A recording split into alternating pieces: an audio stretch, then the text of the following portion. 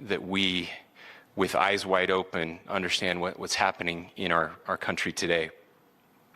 I've heard people say, well, why are we so invested in this? There's violence happening all across our country, and violence is tragic everywhere.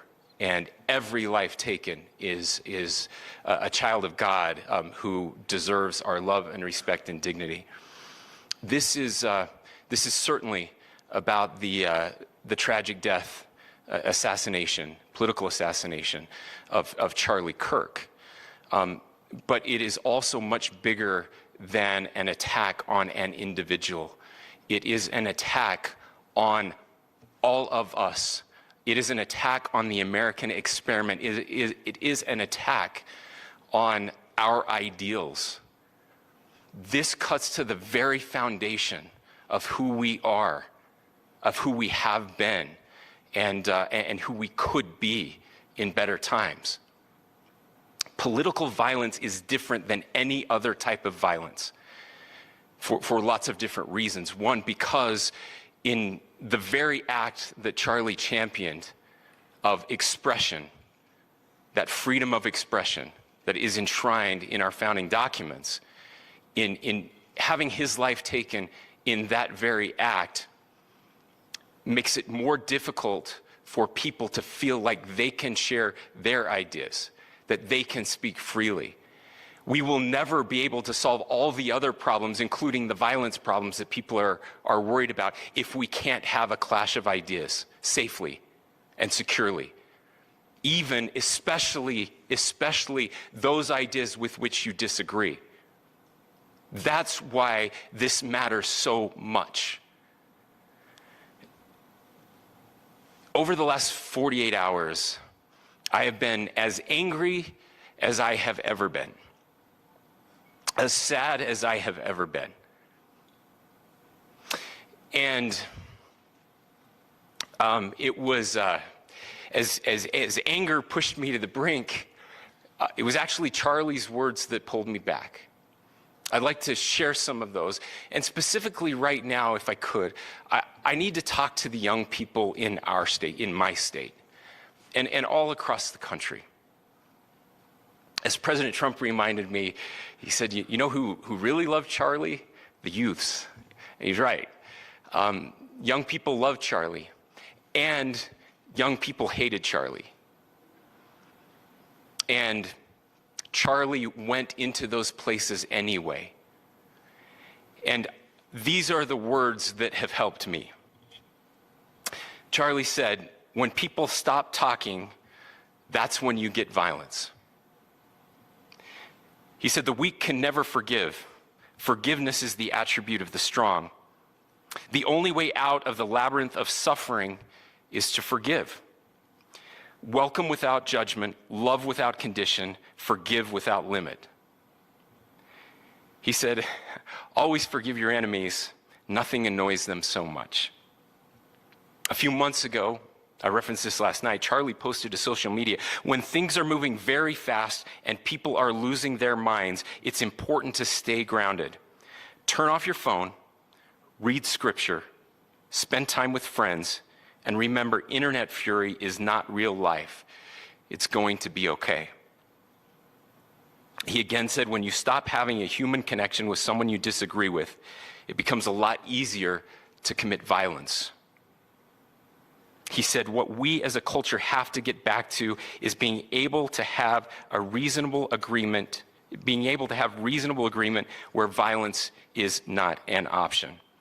Now, again, to my young friends out there, you are inheriting a country where politics feels like rage. It feels like rage is the only option. But through those words, we have a reminder that we can choose a different path. Your generation has an opportunity to build a culture that is very different than what we are suffering through right now. Not by pretending differences don't matter, but by embracing our differences and having those hard conversations. I think we need more moral clarity right now.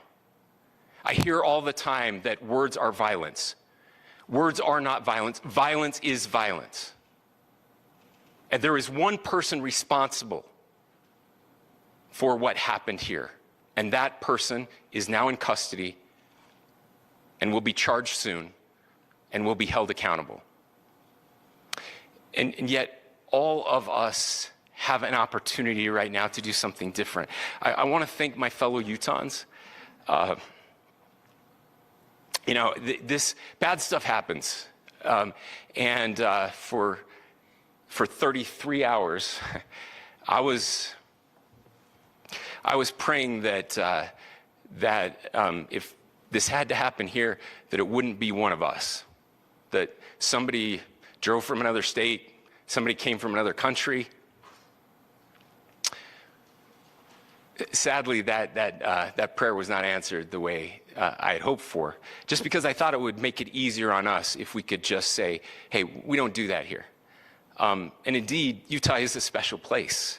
We lead the nation in charitable giving. We lead the nation in service every year. But it did happen here. And it was one of us. But I want you to look at how Utahns reacted the last 2 nights. There was no rioting. There was no looting. There were no cars set on fire. There was no violence. There were vigils and prayers and people coming together to share the humanity. And that, ladies and gentlemen, I believe is the answer to this. We can return violence with violence. We can return hate with hate. And that's the problem with political violence, is it metastasizes.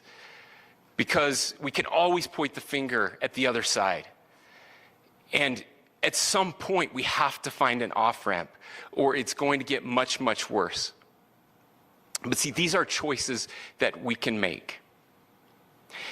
History will dictate if this is a turning point for our country. But every single one of us gets to choose right now if this is a turning point for us. We get to make decisions. We have our agency. And I desperately call on every American, Republican, Democrat, liberal, progressive, conservative, MAGA, all of us to please, please, please follow what Charlie taught me.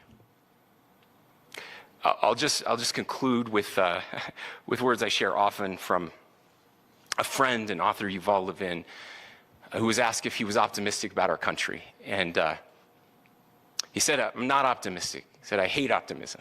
Like, that sounds bad. But he said, optimism is a vice. It's this idea that good things are just going to happen. And he said, in the history of the world, good things have never just happened. He says, I'm not optimistic, but I am hopeful. And hope is the virtue that sits between the vices of optimism and pessimism.